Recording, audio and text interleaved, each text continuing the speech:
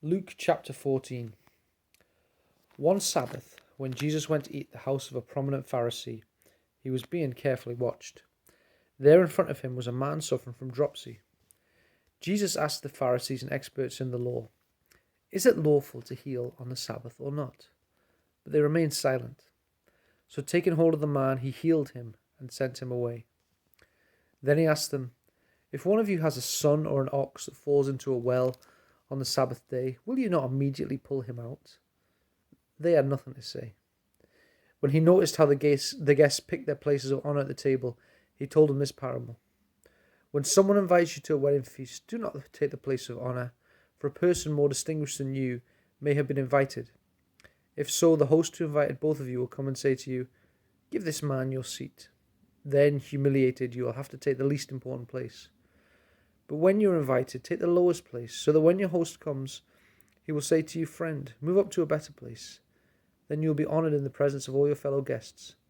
For everyone who exalts himself will be humbled, and he who humbles himself will be exalted. Then Jesus said to his host, "When you give a luncheon or dinner, do not invite your friends, your brothers or relatives, or your rich neighbors. If you do, they may invite you back, and so you will be repaid. But when you give a banquet, invite the poor, the crippled, the lame, the blind, and you will be blessed. Although they cannot repay you, you will be repaid at the resurrection of the righteous." When one of those at the table heard him say this, he said to Jesus, "Blessed is the man who will eat at the feast in the kingdom of God."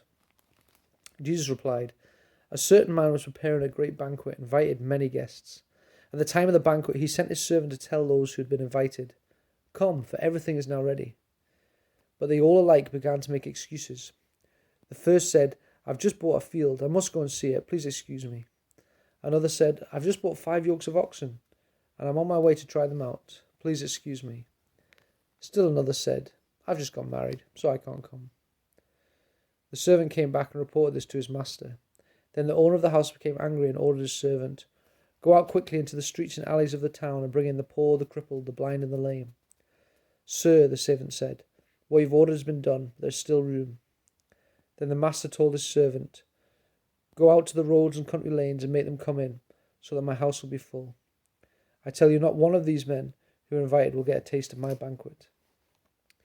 Large crowds were traveling with Jesus, and turning to them he said, "If anyone comes to me and does not hate his mother and father, his wife and children, his brothers and sisters, yes, even his own life, he cannot be my disciple. And anyone who does not carry his cross and follow me cannot be my disciple.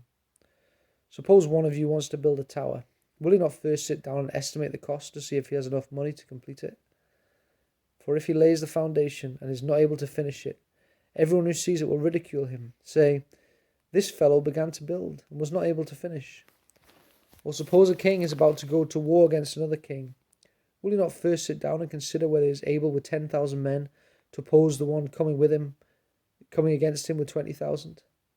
If he is not able, he will send a delegation while the others still a long way off, and will ask for terms of peace. In the same way, any of you who does not give up everything he has cannot be my disciple. Salt is good, but if it loses its saltiness, how can it be made salty again? It is fit neither for the soil nor for the manure heap. It is thrown out.